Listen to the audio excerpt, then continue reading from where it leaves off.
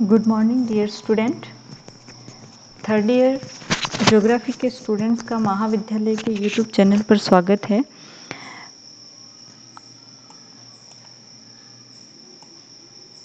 आज हम भारत के भौतिक स्वरूप का पार्ट 2 देखेंगे।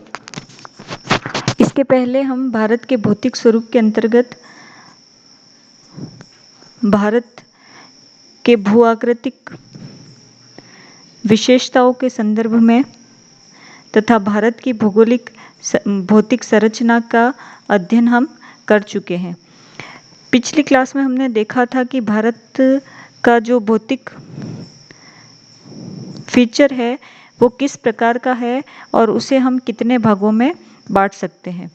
हमने पिछली क्लास में देखा था कि हमने भारत के संपूर्ण भौतिक स्वरूप को 6 भागों में बांटा। आज हम उन्हीं 6 भागों में से जो पहला भाग था उत्तरी पर्वतीय प्रदेश या उत्तरी हिमालय प्रदेश, उसके बारे में हम चर्चा करेंगे। देखिए, जो ये उत्तरी पर्वतीय प्रदेश हैं या जिसको हम हिमालय पर्वतीय प्रदेश कहते हैं, ये हिमालय पर्वतीय प्रदेश जो है यह पश्चिम में जम्मू कश्मीर से लगाकर पूर्व में अरुणाचल प्रदेश तक 2500 किलोमीटर की लंबाई में फैला हुआ है। यह विश्व की जो नवीनतम वलित अल्पाइन पर्वत श्रेणी है उसी का एक क्रम है जो कि निरंतर पश्चिम से पूर्व की ओर फैला हुआ है। अगर इसकी चौड़ाई की बात करते हैं तो इसकी जो चौड़ाई है वो पश्चिम में औसतन इसकी चौड़ाई 500 किलोमीटर है, जबकि पूर्व में आते आते यह संकरी हो जाती है इसकी चौड़ाई, और यहाँ पर इसकी औसत चौड़ाई 200 किलोमीटर तक देखने को मिलती है। इसका जो मुख्य कारण है वो यह है कि पश्चिम की अपेक्षा पूर्व में दबाव बल अधिक लगा था। यही वजह है कि जो माउंट एवरेस्ट और कंचनजंगा जैसी जो ऊंची ऊंची चोटियां हैं वो पूर्वी हिमालय में विद्यमान है, ना कि पश्चिमी हिमालय में। अगर इस पर्वत श्रेणी के उत्पत्ति की बात करें तो जो उत्तर पर्वतीय प्रदेश है इसकी उत्पत्ति 2 सिद्धांतों पर उल्लेखित है। 2 सिद्धांत कार्य कर रहे हैं इसमें। एक तो टेथिस भूसन्नति और दूसरा है प्लेट टेक्टोनिक सिद्धांत। टेथिस भूसन्नति के विचारधारा वाले विद्वान मानते हैं कि जो हिमालय पर्वत श्रेणी है उसका जो उत्थान है वो इस टेथिस सागर से हुआ है, जिसमें जो अंगारा लैंड हमारा था और जो नीचे गोंडवाना लैंड समूह था, इन दोनों जो बहुत बड़े बड़े जो भूखंड थे उनसे आने वाली नदियों का तलछट इस टेथिस सागर में जमा होता गया और धीरे धीरे यह जो जमाव है वो बढ़ता गया और इस जमाव में, इस तलछट में धीरे धीरे संपीड़नात्मक बल कार्य करने लगा और संपीड़नात्मक बल के कारण आपकी हमारी हिमालय पर्वत श्रृंखला का निर्माण हुआ। इसी क्रम में जो दूसरे विद्वान जो मानते हैं वो प्लेट टेक्टोनिक सिद्धांत को मानते हैं, जिसमें ये माना गया है कि आज से 40 से 50 मिलियन वर्ष पूर्व जो हमारी दक्षिण जो गोंडवाना लैंड था उससे इंडियन प्लेट अलग होकर जो यूरेशियन प्लेट है उसकी तरफ ऊपर है वो धीरे धीरे ऊपर की तरफ इसका विस्तार हुआ और एक समय के बाद जब फर्स्ट टाइम आपकी हमारी जो इंडियन प्लेट थी वो अंगाला लैंड की जो यूरेशियन प्लेट थी उससे टकराई और दक्षिणी जो गोंडवाना लैंड की इंडियन प्लेट है उसका अधोगमन हमारी यूरोपियन प्लेट के अंदर हुआ और सबसे पहला जो स्वरूप हमारे सामने आया वो 7 करोड़ वर्ष पूर्व जो क्रिटेशियस पूर्व क्रिटेशियस युग एवं इयोसीन युग के मध्य प्रथम हिमालय की उत्पत्ति हुई। इसके बाद द्वितीय हिमालय की उत्पत्ति इयोसीन और मायोसीन काल के तहत मानी गई और तृतीय हिमालय की उत्पत्ति मायोसीन और प्लीस्टोसीन युग के अंतर्गत मानी गई। तो कुल मिलाकर जो हिमालय पर्वत या उत्तरी पर्वतीय क्षेत्र है उसको जो उत्पत्ति है वो प्लेट टेक्टोनिक सिद्धांत और टेथिस भूसन्नति के द्वारा मानी गई है। आज भी जो टेथिस भूसन्नति विचारधारा है वो काफ़ी प्रबल है। इसीलिए टेथिस सागर जो है, इस टेथिस सागर को हिमालय का गर्भगृह भी कहा जाता है या हिमालय का जन्मस्थल भी कहा जाता है। हिमालय विश्व के नवीनतम मोड़दार पर्वतों में से एक है। इसका निर्माण अल्पाइन भू संचलन के तहत और जो टर्शियर काल था वहाँ से इसका निर्माण है वो प्रारंभ हुआ। नेक्स्ट हम देखते हैं जो हिमालय पर्वतीय प्रदेश हैं उसका वर्गीकरण। हिमालय पर्वतीय प्रदेश के वर्गीकरण को हम दो भागों में इसको बांट सकते हैं, एक भौगोलिक आधार पर और दूसरा प्रादेशिक या रीजनल आधार पर। भौगोलिक आधार पर इसको हम मुख्य रूप से तो 3 भागों में बांटते हैं, पर अगर संपूर्ण दृष्टिकोण से देखें तो इसके 5 भाग बनते हैं। सबसे पहला हमारा वृहत हिमालय। वृहत हिमालय जो पर्पल कलर का जो ये कलर दिख रहा है ये हमारा ग्रेटर हिमालय है। इसके अलग अलग नाम हैं, ग्रेटर हिमालय भी कहते हैं इसको, महान हिमालय भी कहते हैं और आंतरिक हिमालय भी कहते हैं। दूसरा जो है वो मध्य हिमालय जो ठीक इसी के नीचे समानांतर क्रम में फैला हुआ है, मध्य हिमालय। तीसरा उप हिमालय जो लघु मध्य हिमालय है उसके नीचे की उसी के नीचे समानांतर श्रेणी में फैला उप हिमालय या शिवालिक हिमालय या आउटर हिमालय भी इसको कहते हैं। नेक्स्ट है ट्रांस हिमालय। ट्रांस हिमालय जो है हमारा वो ग्रेट हिमालय के ऊपर की तरफ है।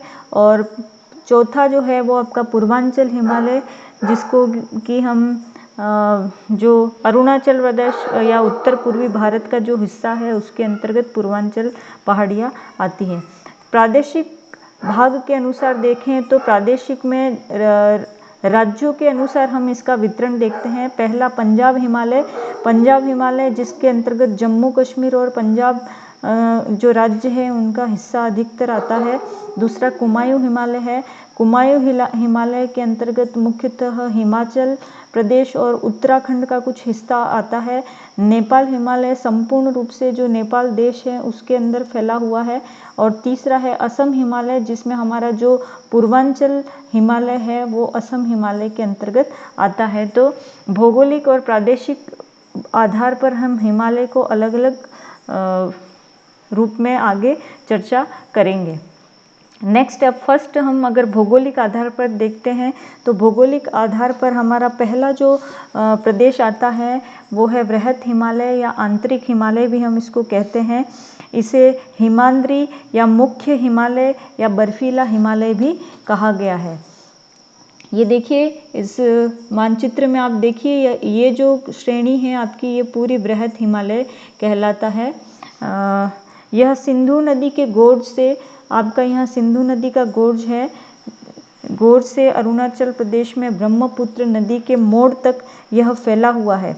यहाँ पर विश्व की सर्वाधिक ऊंची चोटियाँ इसी श्रेणी में पाई जाती हैं। जो हमारा ये वृहत हिमालय है या मुख्य हिमालय है इसी के अंतर्गत जितनी भी ऊंची चोटियाँ है वो पाई जाती हैं। माउंट एवरेस्ट या सागरमाथा जो है वो भी हमारा इसी वृहत हिमालय के अंतर्गत आता है।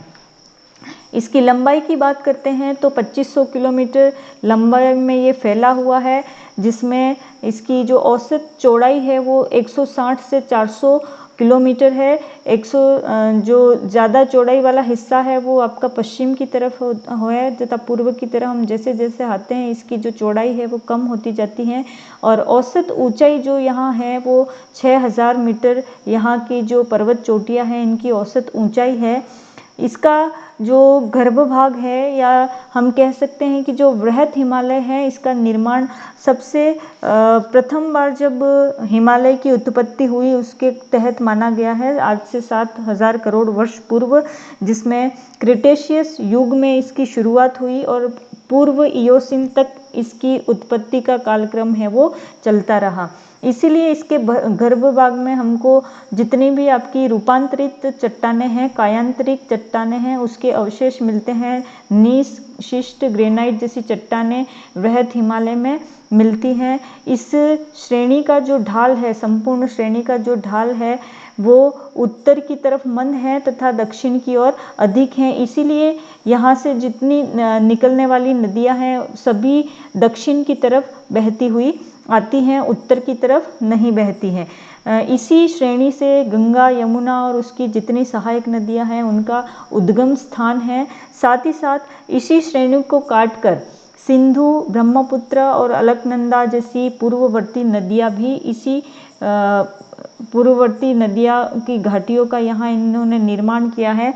देखिए, जो पूर्ववर्ती नदियां होती हैं वो नदियां होती हैं जिनका जो निर्माण है वो स्थल खंड के उत्थान से पहले हो चुका होता है। यदि नदी के मार्ग में स्थल खंड का उत्थान हो जाता है तो पूर्ववर्ती नदी, पहले से जो नदी बह रही है वो उस ऊंचे स्थल खंड को काटकर अपने पुराने मार्ग एवं घाटी को सुरक्षित रखती है। इसके साथ ही साथ इस जो वृहद हिमालय है इसमें सबसे हाईएस्ट जो चोटियां हैं उनका जो क्रम है वो इस तरीके से है। माउंट एवरेस्ट जो नेपाल में है 8,848 किलोमीटर। इसके पश्चात आपकी कंचनजंगा आती है जो इंडिया में सिक्किम में स्थित है। इसकी ऊंचाई 8,598 किलोमीटर है। वैसे जो माउंट एवरेस्ट है वो नेपाल की सबसे ऊंची चोटी है और हिमालय की भी है।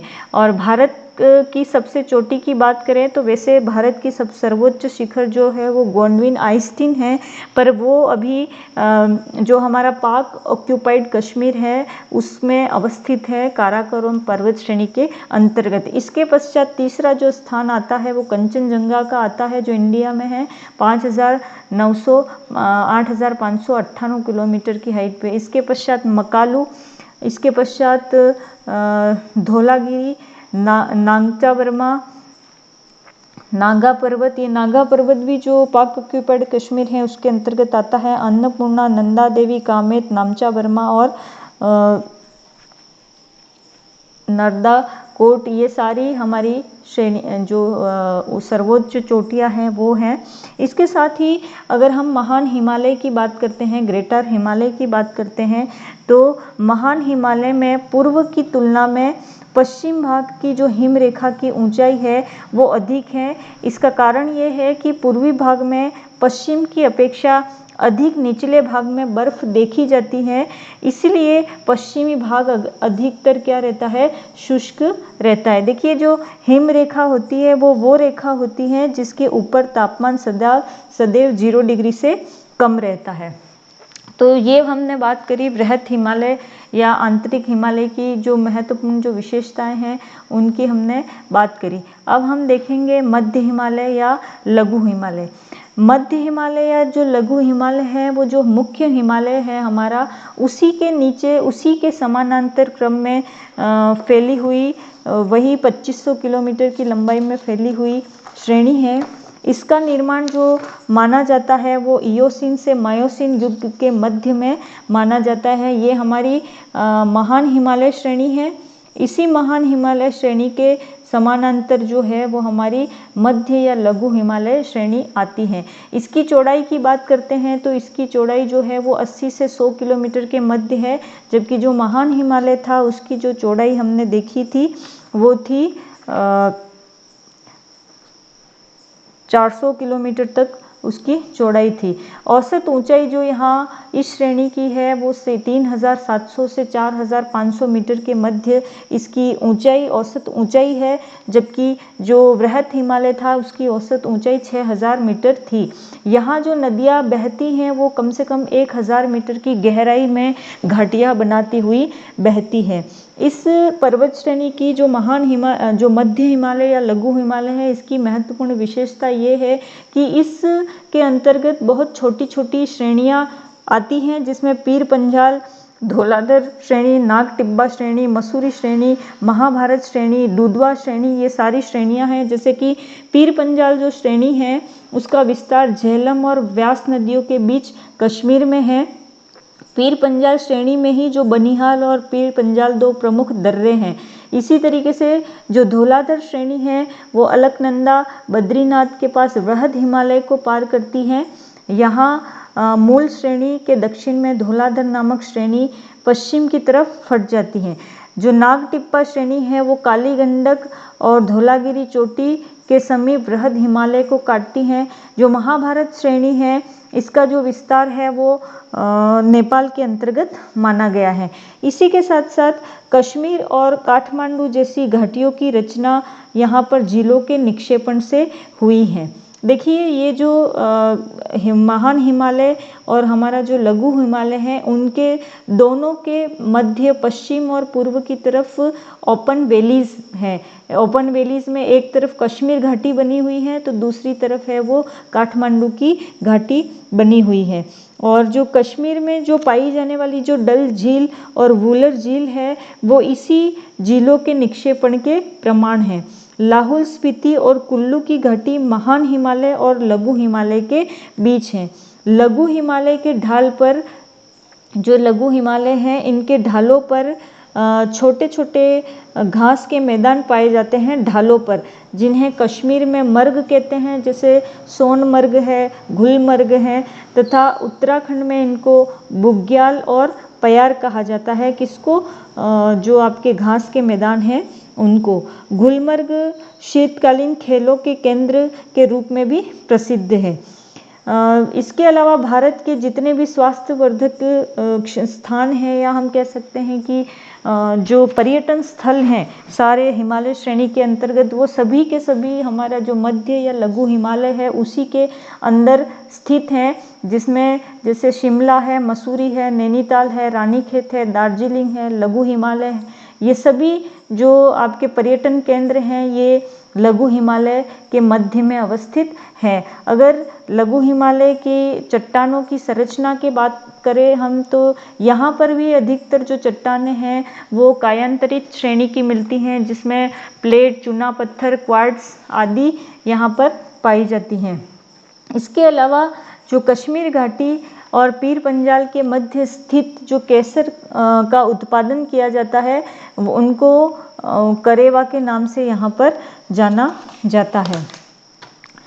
ये हमने बात करी मध्य हिमालय की। देखिए जो हमारा लघु वृहद हिमालय है वो सबसे उत्तर में है। इसके पश्चात इसी के समानांतर क्रम में इसके नीचे हमारा मध्य हिमालय आता है और इसी के क्रम में हमारा तीसरा जो हिमालय है वो है हमारी शिवालिक पर्वत श्रेणी। और चौथा जो आपका श्रेणी है वो है हमारी ट्रांस हिमालय श्रेणी, जो कि हिमालय की ये जो तीन महत्वपूर्ण श्रेणियां हैं वृहद, मध्य और शिवालिक, इन तीनों के परे जो श्रेणी है उसको हम कहते हैं तिब्बतीय श्रेणी भी इसको कभी कभी हम कहते हैं, या ट्रांस हिमालय इस श्रेणी को। जो येलो कलर में मैंने यहाँ पर आपको दिखाया ये ट्रांस। और इसके पश्चात यहाँ पर जो श्रेणी हम जिसकी बात करते हैं वो है पूरी की पूरी यहाँ पर हमारी जो है वो पूर्वांचल श्रेणी है, जो कि भारत की सीमा जो बनाता है म्यांमार देश से यहाँ तक की इसकी जो श्रेणी है इसका विस्तार है। तो इस तरीके से ये भौगोलिक जो हमारा हिमालय पर्वत का वर्गीकरण है वो है, जिसमें वृहद हिमालय, उसके पश्चात मध्यम हिमालय या लघु हिमालय, देन शिवालिक या आउटर हिमालय आता है।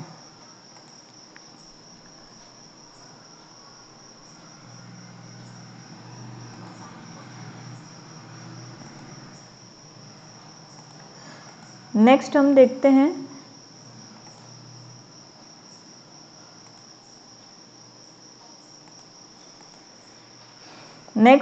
तीसरी जो श्रेणी है वो है उप हिमालय या शिवालिक श्रेणी। शिवालिक श्रेणी लघु हिमालय के दक्षिण में अवस्थित है। जैसे कि मैंने अभी बताया था कि सबसे ऊपर हमारा वृहद हिमालय, देन हमारा मध्य हिमालय और या लघु हिमालय, देन हमारा शिवालिक हिमालय।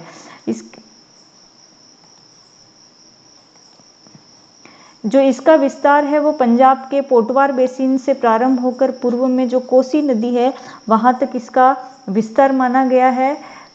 हिमाचल प्रदेश एवं पंजाब में ये अधिक चौड़ा है, जबकि पूर्व में क्रमशः ये सकरा होता जाता है। इसके अलावा यह हिमालय का सबसे नवीन भाग भी इसको हम कहते हैं, क्योंकि मायोसीन युग के पश्चात इसका उठाव शुरू होता है और निम्न प्लीस्टोसीन युग तक इसका निर्माण है वो होता जाता रहा है। इसकी जो औसत ऊंचाई है इस श्रेणी की वो 600 से 500 किलोमीटर 1500 मीटर के मध्य मानी गई है। इसके साथ ही शिवालिक को लघु हिमालय से अलग करने वाली अनेक घाटियां हैं। मतलब जो हमारा ये जो मध्य में लघु हिमालय है और नीचे हमारा शिवालिक हिमालय है, इन दोनों को कई सारी घाटियां अलग करती हैं। इन घाटियों को पश्चिम जो भाग है उसमें इनको दून कहा जाता है और जो पूर्वी भाग है उसमें इनको द्वार कहा जाता है। तो हमारे जो पश्चिम की तरफ जैसे देहरादून घाटी मिलती है, तो पूर्व की तरफ जैसे हरिद्वार है, रामद्वार है, ये सारे द्वार हैं वो मिलते हैं। कोट द्वार है, हरिद्वार है आदि। इसके अलावा जो नदियाँ शिवालिक के दक्षिण ढाल पर जो निकलती हैं और जो रेत का जमाव करती हैं, ये नदियाँ, उनको चौस कहते हैं। देखिए इस डायग्राम में यहाँ पर और अच्छे से हम देखते हैं, जो हमारा ये जो डायग्राम है वो हॉरिजॉन्टल डायग्राम है, जिसमें अगर हम हिमालय का भौगोलिक वितरण देखते हैं तो यहाँ से हम प्रारंभ करते हैं। ये जो भाग है हिमाद्री, ये जो भाग है हिमाद्री, ये हमारा महान हिमालय है, ग्रेटर हिमालय है। इसके पश्चात पीर पंजाल, धौलाधर, ये जो भाग है, और जम्मू वाला ये यहाँ तक जो है वो ये हमारा मिडिल हिमालय, मध्यम हिमालय के अंतर्गत आता है। और उसके पश्चात ये जो भाग है ये हमारा शिवालिक श्रेणी के अंतर्गत आता है। तो शिवालिक श्रेणियों से जो निकलने वाली नदियां हैं, वैसे सारी नदियां हमारे इसी भाग से निकलती है, यहाँ से निकलती है। यहाँ से निकलती हुई ये नदियां पहाड़ों को काटती हुई मैदानों, जो शिवालिक पर्वत श्रेणी के ढाल हैं, वहाँ पर आके अपने साथ जितना भी जो मटेरियल लाती है वो मटेरियल का निस्तारण वो यहाँ करती हैं, जिसके कारण इनको चौस कहा जाता है। नेक्स्ट देखेंगे हम ट्रांस हिमालय। देखिए जो ट्रांस हिमालय है वो ट्रांस हिमालय महान हिमालय के उत्तर में स्थित है। देखिए ये हमारा ग्रेटर हिमालय हो गया, ये हमारा लघु हिमालय हो गया, ये हमारा शिवालिक हिमालय हो गया, और उसके पश्चात जो आउटर वाला पार्ट है जिसमें हम काराकोरम से जो हमारा हम कह सकते हैं कि काराकोरम जो पर्वत श्रेणी है यहाँ से लगा के आपका जास्कर जो श्रेणी है, ये संपूर्ण भाग जो कहलाता है इसको ट्रांस हिमालय या तिब्बत हिमालय है वो कहते हैं। काराकोरम श्रेणी को एशिया की रीढ़ भी कहा जाता है या इसको बैकबोन ऑफ द एशिया भी कहा जाता है। सिंधु नदी जास्कर और लद्दाख श्रेणी के बीच से बहती है। ये जो श्रेणियां हैं उनके बीच से होके सिंधु नदी है वो बहती है, और बुज्जी नामक स्थान पर ये भारत में गोर्ज बना के भारत के अंदर है वो प्रवेश करती है। इसके अलावा ये जो गोर्ज है वो 5200 मीटर गहरा गोर्ज ये जो नदी है वो बनाती है। इसके साथ ही साथ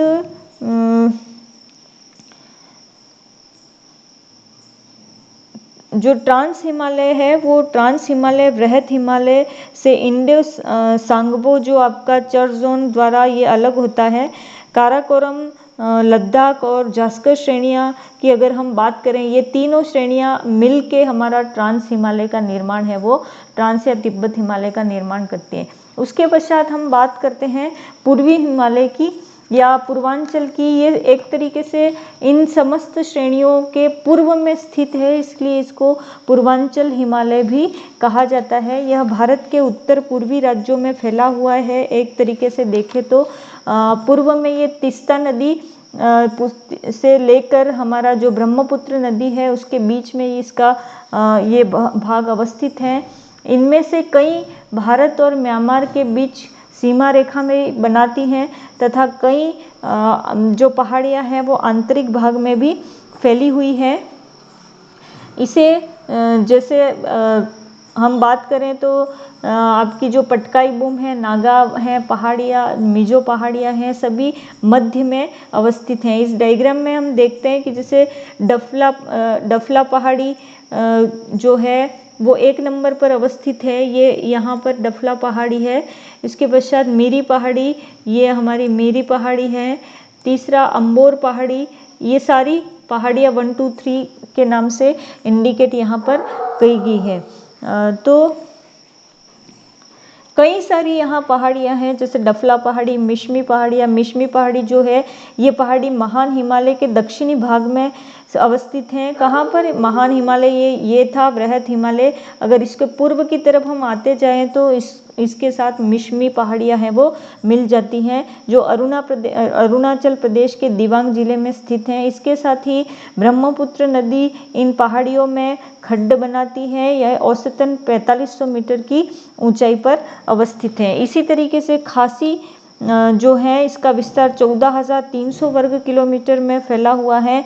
ये पहाड़ियाँ जो मेघालय हमारा है, मेघालय राज्य, इस मेघालय राज्य के मध्य में अवस्थित हैं। ये पहाड़ियाँ खासी जनजातियों का आवास कहलाती है। शिलोंग जो 1961 मीटर की ऊंचाई है, यहाँ की सर्वोच्च चोटी है, जो चेरापूंजी, मौसिनराम, विलियम, नागस्टोन, नागपीह और खासी पहाड़ियों पर स्थित हैं। इसके अलावा जयंतिया पहाड़ियाँ, मिकिर पहाड़ियाँ, मीरी पहाड़ियाँ, अबोर पहाड़ियाँ, पटकाई बूम पहाड़ियाँ, नागा पहाड़ियाँ, बेरेल पहाड़ियाँ, मणिपुर पहाड़ियाँ, लेमातोल पहाड़ियाँ, त्रिपुरा पहाड़ियाँ, मिजो पहाड़ियाँ, ब्लू माउंटेन या इसको हम लुशाई भी कहते हैं, जो मिजोरम में फैली हुई हैं, तुरा पहाड़ियाँ, ये सभी मिलकर पूर्वी हिमालय या पूर्वांचल हिमालय को बनाती है। इसका विस्तार जो है वो हमारा 88 डिग्री जो पूर्वी देशांतर है वहाँ से स्टार्ट होता है और ब्रह्मपुत्र नदी तक इसका विस्तार है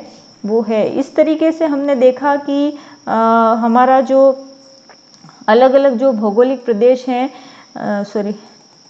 भौगोलिक आधार पर हमने जो हमारा संपूर्ण हिमालय है, बृहद हिमालय, मध्य हिमालय, उप हिमालय, ट्रांस हिमालय और पूर्वांचल हिमालयों को हमने देखा।